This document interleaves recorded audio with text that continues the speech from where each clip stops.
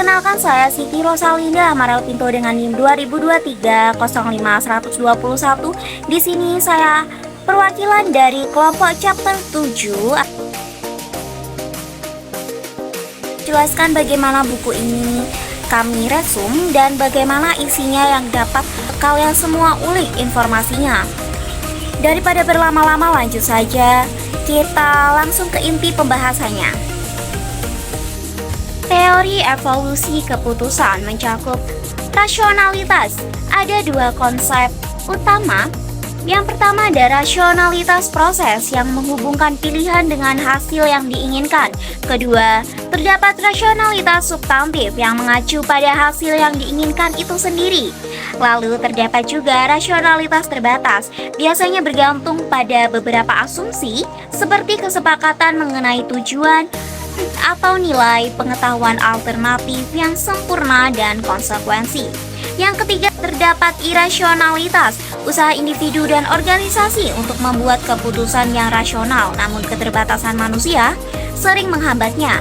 Dalam meninjau kembali logika konsekuensi, dapat menggunakan yang pertama, informasi. Manusia dan organisasi memiliki keterbatasan dalam memproses informasi.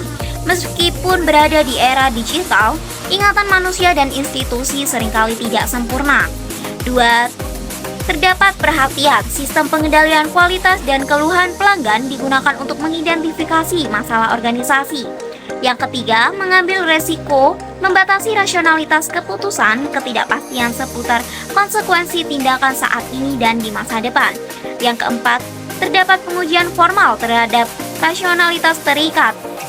Penggunaan dilema narapidana dihadapkan pada situasi di mana mengaku atau tidak mengaku memiliki konsekuensi hukuman yang berbeda.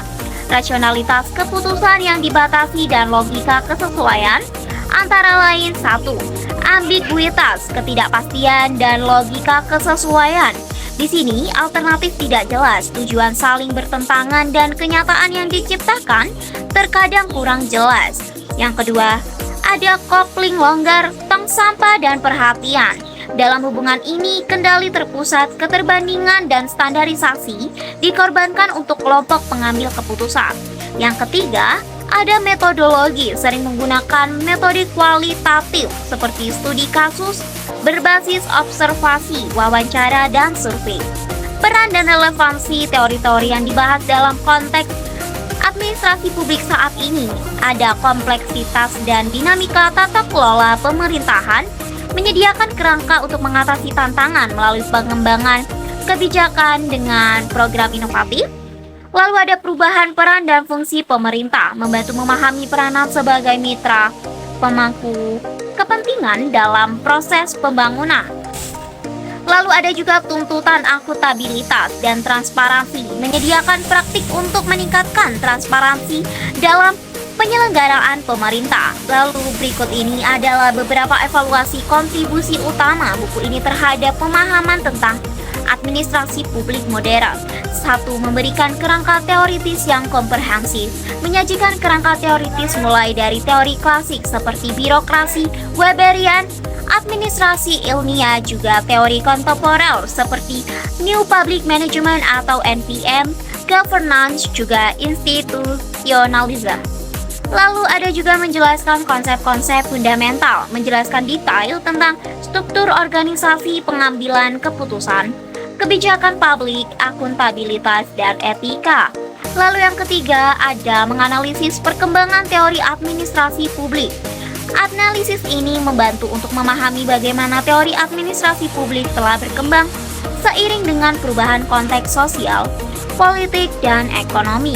Lalu menghubungkan teori dengan praktik membantu untuk memahami bagaimana teori administrasi publik dapat diterapkan dalam menyelesaikan masalah-masalah nyata.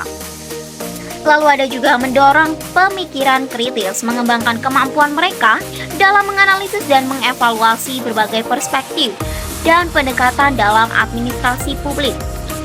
Seperti itulah yang bisa saya sampaikan, kurang lebihnya saya mohon maaf dan terima kasih.